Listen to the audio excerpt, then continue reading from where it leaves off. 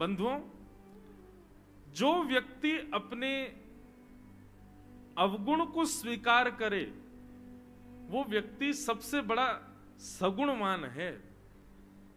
जो अपने अवगुणों को स्वीकार नहीं करता, छुपाता है, बल्कि आर्गुमेंट और करता है कि नहीं मैंने ऐसा नहीं किया, गलत है वो व्यक्ति, उसके अंदर राक्षसत्व छुपा है।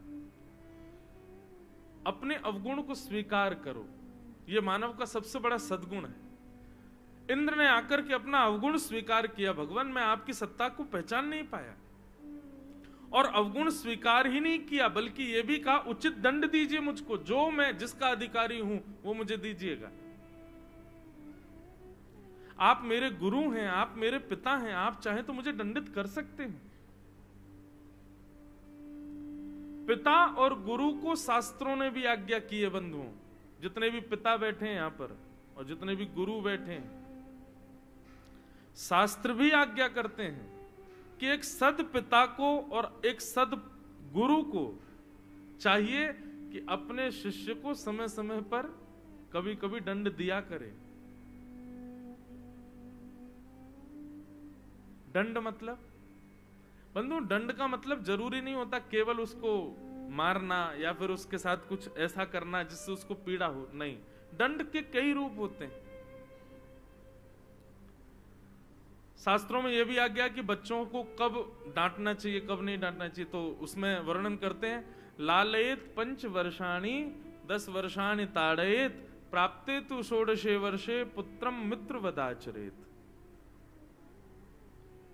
बालक को लाड़ प्यार पलकों पर केवल 5 वर्ष तक बिठाना चाहिए। जैसे ही बालक 5 वर्ष का हो जाए, 5 वर्ष की आयु के बाद 10 वर्षानी ताड़ेत, 6 वर्ष से लेकर के और 15 वर्ष की आयु तक माता पिता और गुरुजनों को चाहिए अपने शिष्य को और अपने पुत्र को थोड़ी ताड़ना करें। ताड़ने का मतलब मारना नहीं, ताड़ने का मतलब थोड़ा कंट्रोल रखें उसको। आजकल क्या हो गया बंधुओं, लोग बाउंड्रीज में रहना नहीं चाहते।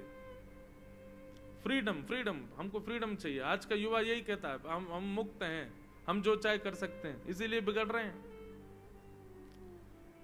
आप लोग भी जो यहां बैठे हैं और हमारी उम्र तक के भी बच्चे, हम लोग माता पिता के वश में रहे हैं बचपन से, इसीलिए थोड़े बहुत संस्कार बचे हुए हैं।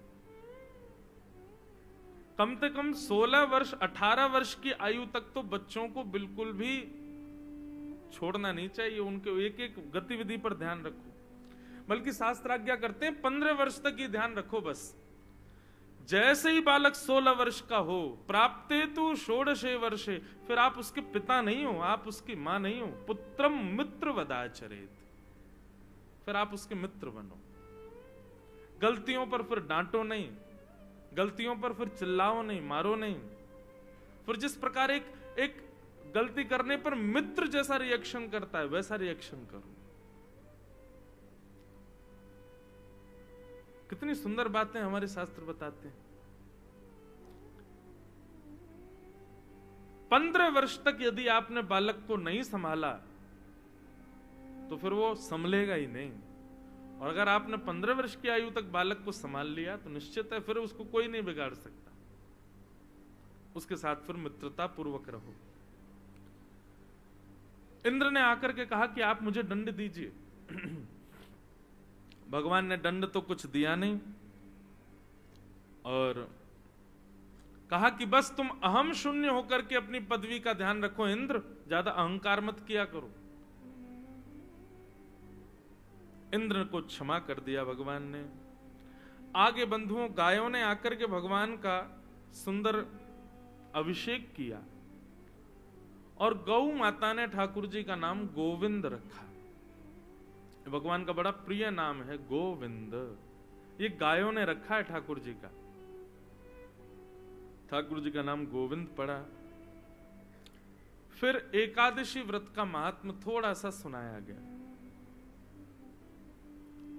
बंधु, एकादशी करनी चाहिए।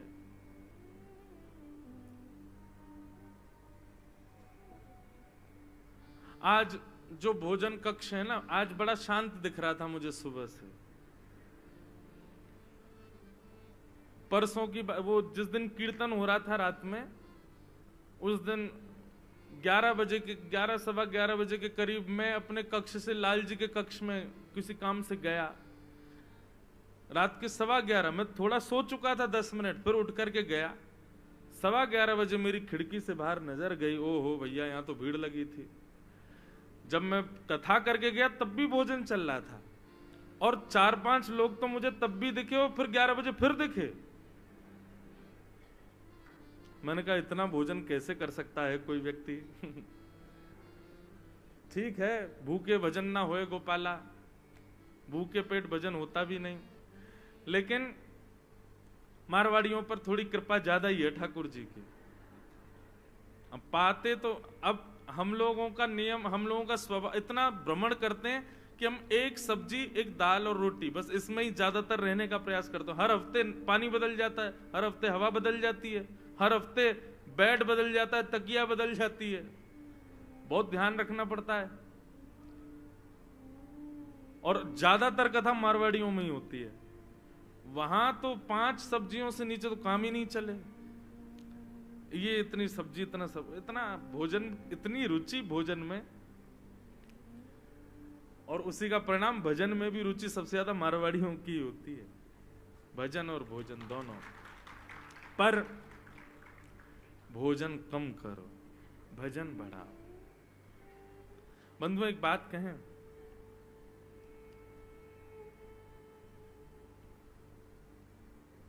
हमने एक दिन भी कहा था कथा में कि रसना को जिसने जीत लिया वो सब कुछ जीत लेगा। क्या है कि कथा प्रभाव तब तक करती है जब तक कथा चल रही है। कथा के बाद उसका प्रभाव दिखता नहीं है, नहीं दिखना चाहिए। आप जब यहां से बाहर क्रियाएं करने जाते हो तो वो क्रिया, एक प्रकार से ये समझ लीजिए, कथा जब आप सुनते हैं तब आप क्लास अटेंड कर रहे हो, और जैसी कथा विश्राम होती है आपकी परीक्षा शुरू हो जाती है। फिर यहां आरती जैसी यजमानों ने की, उसके बाद आपकी परीक्षा प्रारंभ, फिर आप पर दृष्टि रखी जाती है, इसने क्या सीखा। लेकिन यहां से बाहर निकलते ही आप यदि वो सब भूल गए, जो याद तो सबको रहता है लेकिन लागू कोई नहीं करता, फेल हो जाओगे। लाओ, अपने जीवन में लागू करो।